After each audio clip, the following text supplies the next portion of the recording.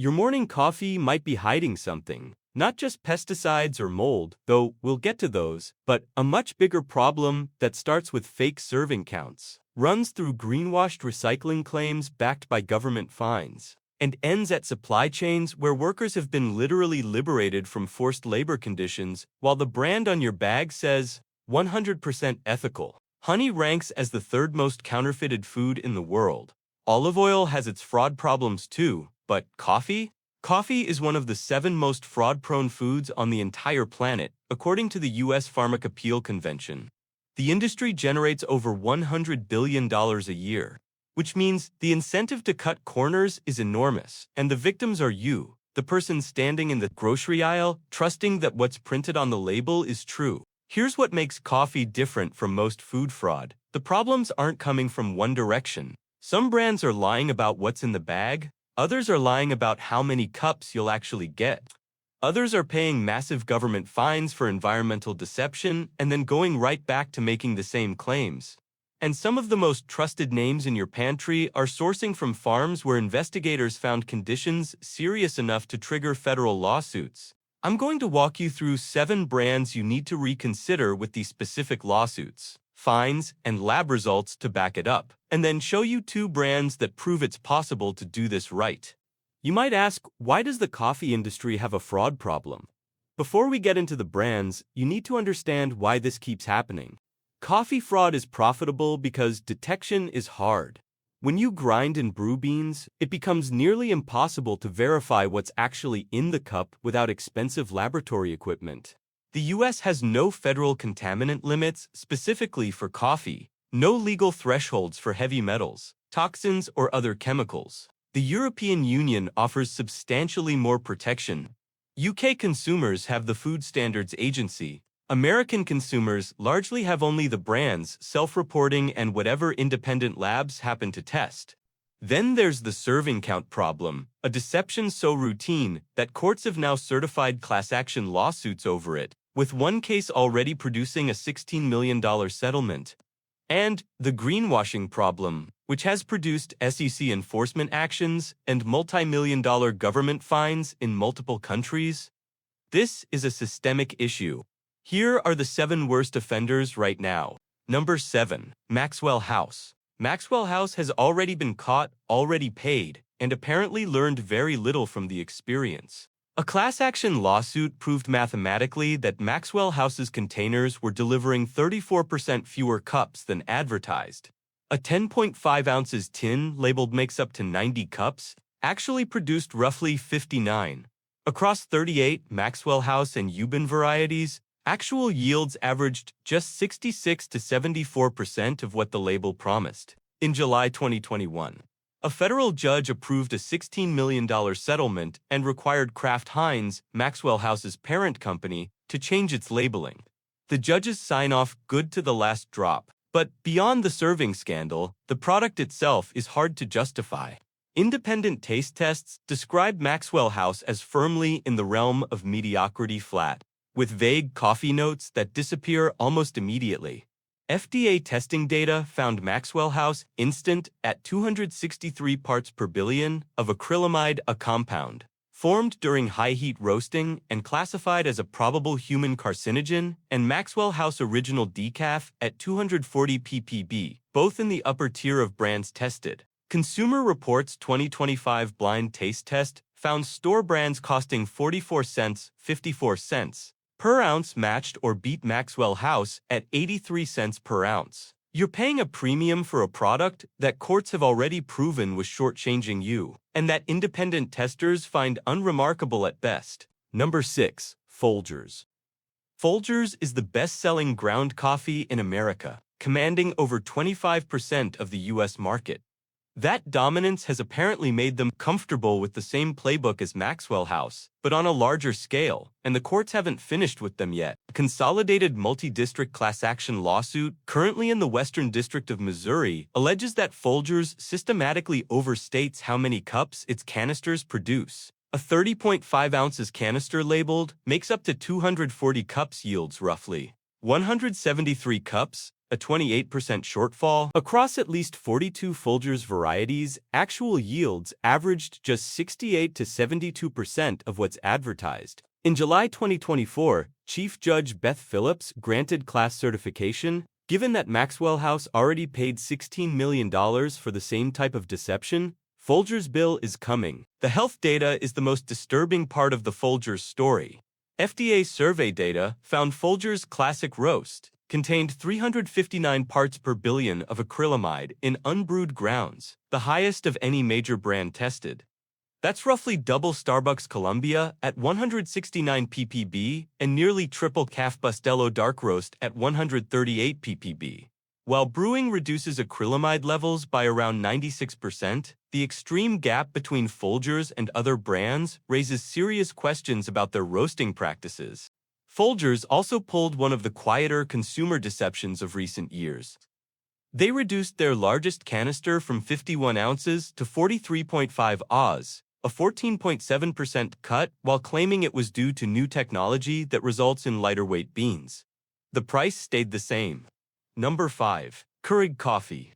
No coffee brand has been punished more severely for greenwashing than Keurig Dr. Pepper. And no brand has been more stubborn about changing its behavior. Here is the official government record. In 2022, Keurig paid $10 million to settle a U.S. class action alleging K-Cups were falsely marketed as recyclable. That same year, Canada's Competition Bureau fined them $3 million for the identical deception. Then, in September 2024, the SEC charged Keurig an additional $1.5 million, finding that the company had made inaccurate recyclability statements in its 2019 and 2020 annual reports. The agency found that two of the largest U.S. recycling companies, operating over one-third of all recycling facilities in the country, had explicitly told Keurig they could not commercially recycle cups. Keurig claimed testing validated recyclability anyway. Total fines across 3 government agencies in 2 countries, $14.5 million. And yet, in January 2026, a new class action was filed in Florida making the same accusations. Consumer advocacy group TINA.org filed simultaneous complaints with the FTC and 12 state regulators. Finding K-Cups are still being marketed as recyclable today. Less than 2% of all polypropylene post-consumer waste, the material K-Cups are made from, is actually recycled anywhere in the United States. The health angle is newer but worth knowing. The August 2025 Clean Label Project study, which tested 57 coffee products from 45 top-selling brands across 7,069 individual tests, found that coffee pods had the highest levels of DEHPA phthalate linked to endocrine disruption, averaging 93.1 ppb. That's more than double the levels found in bagged coffee.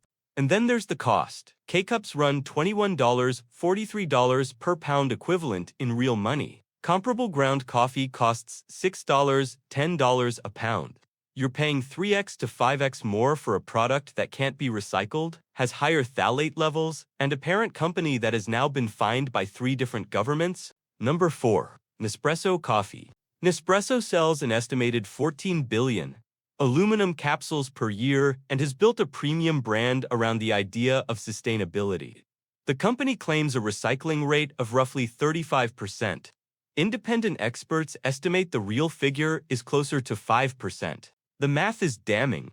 Nespresso's own data shows only 1/3 of U.S. customers return pods through its free recycling program. Only New York City offers curbside pod recycling in the entire country, made possible by a $1.2 million Nespresso infrastructure investment that took years to negotiate. Aluminum pods take 150 to 500 years to decompose in a landfill. The company has refused to disclose specific recycling statistics and missed its own stated target of 100% ASA-certified aluminum by 2020. It then partnered with Rio Tinto, widely criticized for environmental destruction, for what it calls sustainable aluminum. Nespresso obtained B Corp certification in 2022. The Fair World Project responded with a sharp public rebuke, noting the company's documented history of human rights violations in its supply chain. Getting B Corp certified doesn't erase that history, it just gives you a sticker that lets you keep marketing against it. And what are you actually paying for this experience? Nespresso Virtuo pods run 90 cents to $1.35 per cup. A comparable cup from quality drip coffee costs roughly 6 cents to 15 cents. You are paying up to 10 times more for a product wrapped in an environmental story that doesn't hold up to scrutiny. Number 3. Starbucks Coffee. Starbucks is committed to 100% ethical coffee sourcing printed on its bags. In January 2024, the National Consumers League sued them over exactly those words. The lawsuit, filed in D.C. Superior Court, cited documented labor, forced labor, and violence at farms certified under Starbucks' own coffe practices program, the program that supposedly guarantees that sourcing is ethical. Specifically, the filing references 17 workers, including minors, rescued from slavery-like conditions at Brazil's Maces farm in 2022. BBC documented at the James Finley plantation in Kenya, and labor violations at the Cooksup Cooperative, Starbucks' single largest Tier 1 supplier. In April 2025, international rights advocates filed a federal class action on behalf of 8 Brazilian farm workers alleging trafficking and debt bondage. A separate January 2026 suit added allegations that Starbucks decaf beans contain undisclosed industrial solvents, including benzene toluene and methylene chloride, chemicals used in some decaffeination processes that are not disclosed on labels. China Labor Watch conducted 3 undercover investigations in 2024 on farms in China's Yunnan province and labor at a coffe practices certified farm, meaning Starbucks' own certification program failed to catch it. A 2025 report by Coffee Watch found that Mexican farmers in Starbucks supply chains earn an average of $106 per month below the poverty line, while CEO Brian Niccol earned approximately $96 million in just 4 months in his role. The product has gotten more expensive while delivering less. The price of a grande brewed coffee has risen 49% since 2020. Starbucks posted its worst trading day since March 2020 in mid-2024. With U.S. comparable store sales falling and foot traffic dropping 7%, the refresher's problem is separate but worth mentioning. A consumer lawsuit alleging that Starbucks acai, mango, and passion fruit drinks contain none of the named fruits, only water, sugar, and grape juice concentrate was allowed to proceed by the court. Number 2. The Nestle brand. Nestle is the world's largest food company, and Nescafé is one of the most consumed beverages on Earth. That scale makes what Swiss investigative NGO Public Eye documented in June 2020 for all the more significant. Nestle launched its Nescafé plan in 2010 with a public pledge of 100% responsibly sourced coffee by 2025. Public Eye's investigation found the program largely fails the farmers it claims to protect. The 4C certification used as proof of sustainability was co-developed by Nestle itself, and its requirements hardly go beyond existing statutory requirements. Brazilian farmers enrolled in the program can barely make a living. Danwatch documented that Nestle purchased coffee from 2 specific plantations where Brazilian authorities liberated workers from slavery-like conditions in 2015. Nestle initially denied any connection, then privately admitted the produce could form part of our supply chain. In April 2025, Coffee Watch petitioned U.S. Customs and Border Protection to block Brazilian coffee imports from Nestle under forced labor trade provisions. The petition is currently active. Then there's what Nescafé has been doing to UK consumers quietly and without announcement. The UK Consumer Group, which documented in autumn 2025 that Nescafé Original dropped from 200 grams to 190 grams, 6 fewer cups per jar at the same £7 price. Nescafé Azera went from 100 grams to 90 grams. Cappuccino sachets were cut from 8 to 7 per box, while prices rose, producing a cumulative 19.4% per sachet price increase in Ireland. Nestlé's coffee brand's chief openly told Bloomberg the company planned to continue revising pricing and pack sizes. Number 1. Fake Kona coffee. This is the largest coffee fraud case ever resolved, and it proves that even premium specialty-positioned coffee labels can be almost entirely fictional. Listen to this absurdity. Only 2.7 million pounds of authentic green Kona coffee is grown in Hawaii's Kona district each year. Yet, when farmers filed suit in 2019, lab testing of 19 products marketed as Kona found they contained little or no actual Kona region coffee. The math revealed over 20 million pounds of fake Kona being sold annually.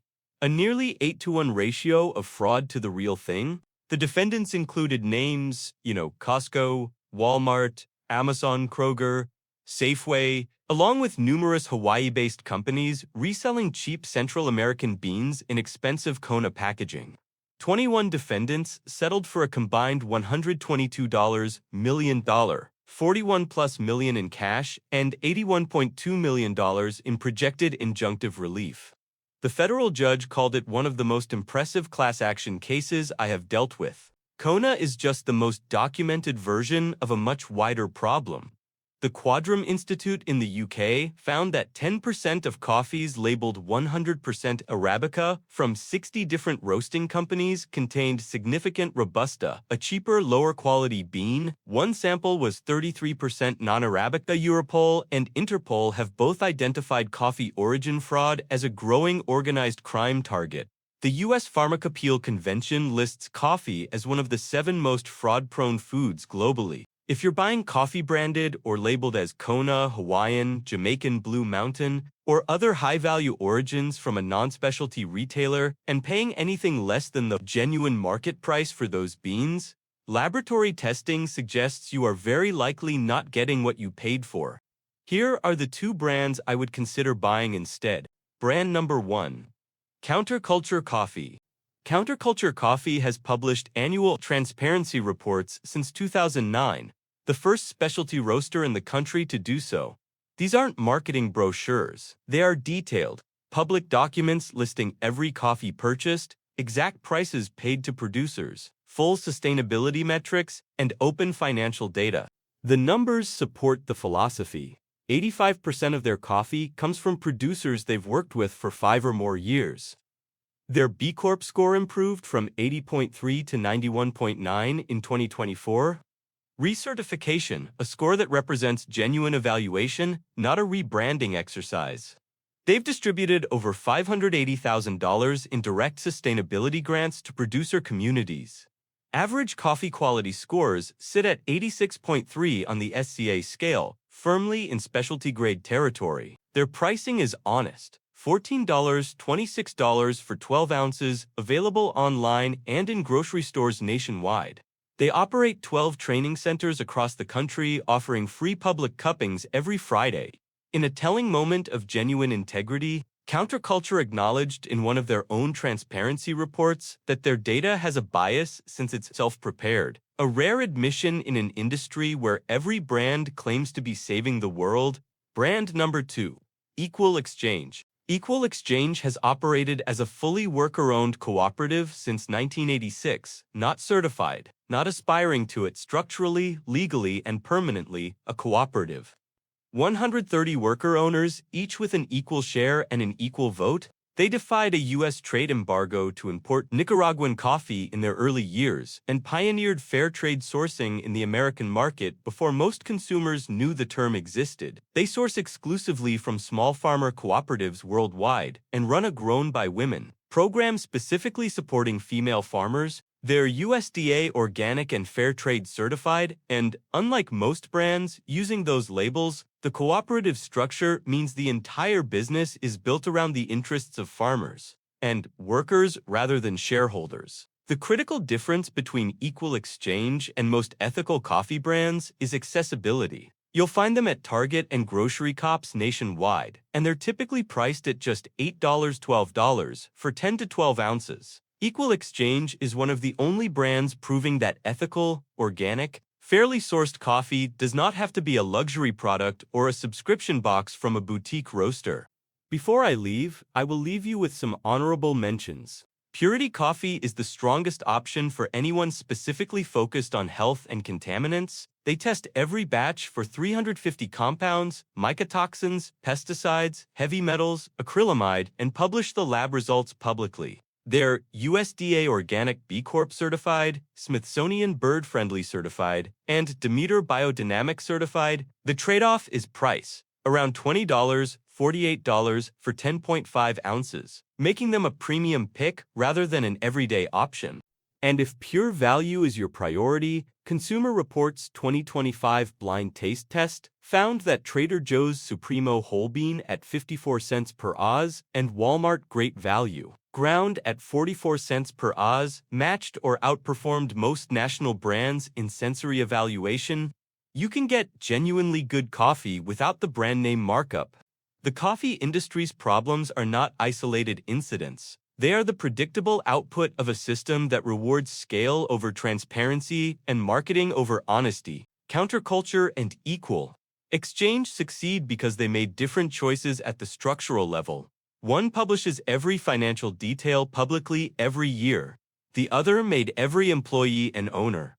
Neither is perfect. But in an industry where labeling is routinely misleading, greenwashing gets you government fines. And premium origin can mean almost nothing. Transparency and democratic ownership are not just marketing differentiators. I believe that they are the minimum bar for trust. If this video taught you anything new, or made you come up with any great ideas about how to go about your next coffee shopping trip, leave a like and tell us what your idea is down below.